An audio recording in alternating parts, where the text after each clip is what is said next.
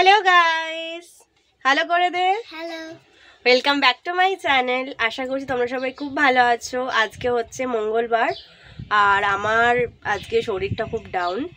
কালকে সারা রাত ঘুম হয়নি, আগেই বাপিমার ঘরে শুয়েছি আর দিদিরা আমার ঘরে শুয়েছিল। তো ওই জন্য অন্য বিছানায় না আমার খুব একটা ঘুম আসতে চায় না, আর তার উপর আবার আমার এত সর্দি কাশি হয়েছে, সারা রাত বলতে গেলে জাগা। তো সেই জন্য আজকে আর অফিসটা যাইনি, অফ নিয়েছি। আর কালকে এমনিতেই ছুটি 1 মে, তো দুদিন একটু রেস্ট নিয়ে পরশু থেকে দেন আবার অফিসে জয়েন করব। তো সকালবেলা উঠেই মিমির সাথে আজকে ব্লগটা স্টার্ট করছি। আমাদের ব্রেকফাস্ট হয়ে গেছে। বল কি খেলাম ব্রেকফাস্টে? ব্রেক আর বাটার দিয়ে ব্রেক আর বানানা।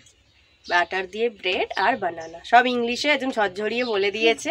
কেন বাংলায় বলতে অসুবিধা?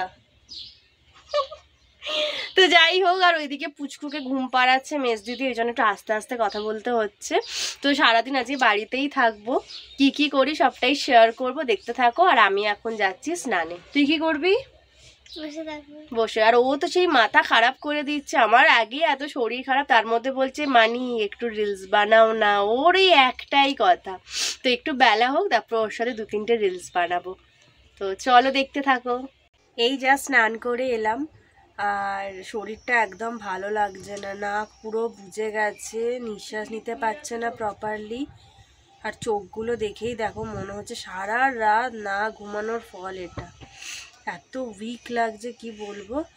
একটু এখন রেস্ট নেবো, আর ঘুমও পাচ্ছে খুব। এই দেখো সকাল থেকে একবারও দেখায়নি মুখ, এই করছে সারাক্ষণ, খালি ওই করে যাচ্ছে। ও দিদির পিছনে পিছনে লাগছে, আর এখানে দিদি শুয়ে শুয়ে মোবাইল ঘাঁটছে।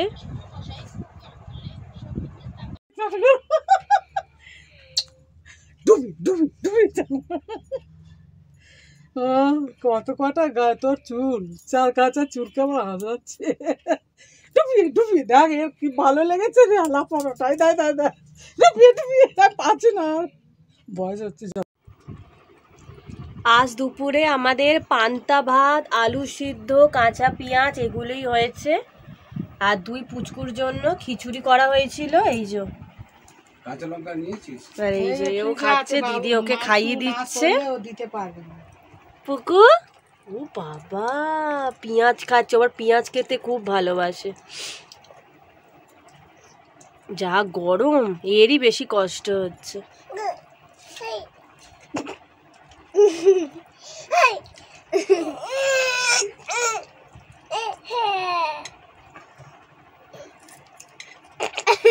আওয়াজ করছে।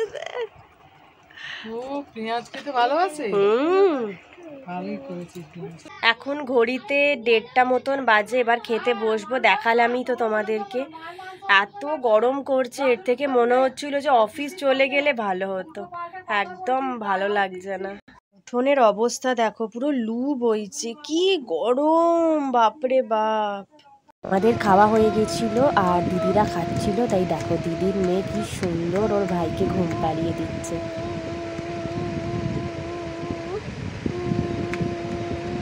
Good evening. এখন ঘড়িতে 7টা মতন বাজে, আর দুপুরবেলার পর থেকে আর ভিডিও কন্টিনিউ করতে পারিনি, কারণ আমার শরীর খুব খারাপ। মানে কিছু ঠান্ডা লাগলে এতটাই বাড়াবাড়ি হয়ে যায় যে কি বলবো। এখন দেখতে পাচ্ছ রেডি হয়েছি, ডাক্তারখানায় যাচ্ছি মাকে নিয়ে। না কাল রাতে ঘুমাতে পেরেছি, না দুপুরবেলা। সর্দি পুরো বুকে বসে গিয়ে এত সাঁই সাঁই করে আওয়াজ হচ্ছে, কি বলবো। আমি এত কষ্ট পাচ্ছি না, আমার ভালোই লাগছে না। আর দেখবে শরীর খারাপ হলে কোনো কিছু করতে ইচ্ছা করে না। এবার দিদিরা বাড়িতে এসছে, সেই জন্য আরও খারাপ লাগছে যে ওরা এলো আর আমারও শরীর খারাপটা হয়ে যাচ্ছে। ভালো করে ওদের সাথে মজাই করতে পারছি না, চুপচাপ একটা জায়গায় বসে আছি। তাই জন্য মা বললো চ একবার ডাক্তার দেখিয়ে আসি, একটু ওষুধ পেটে গেলে ঠিক হয়ে যাবি। তো এখন সেটাই যাচ্ছি। আর সবাই উঠোনে বসে সবাই একটু গল্প গুজব করছে। ঘরে এত গরম না, পাখার হাওয়ার গায়ে লাগছে না, আজকে আর একটু বেশি টেম্পারেচার। আর এই যে এখানে দাঁড়িয়ে আছে মিমি। আমি যখনই ক্যামেরা অন করি ও চলে আসে, ঠিক বুঝতে পেরে যায় যে মানি ভিডিও বানাচ্ছে, তাই তো। আবার চুল আঁচড়েছে দেখো না, স্টাইলিশ। তো চলো ডাক্তারখানা থেকে আসি, কি বলে তারপরে তোমাদের সাথে আরও কথা বলছি। ডাক্তার দেখিয়ে বাড়ি আসার পরই আমার শরীর খুবই খারাপ ছিল, তাই জন্য আমি একটু রেস্ট নিচ্ছিলাম। আর ওইদিকে মা চলে গেছে পরোটা আর আলু চচ্চড়ি বানাতে। তো এত গরমে মায়ের যেটা ডিউটি সেটা তো করবে।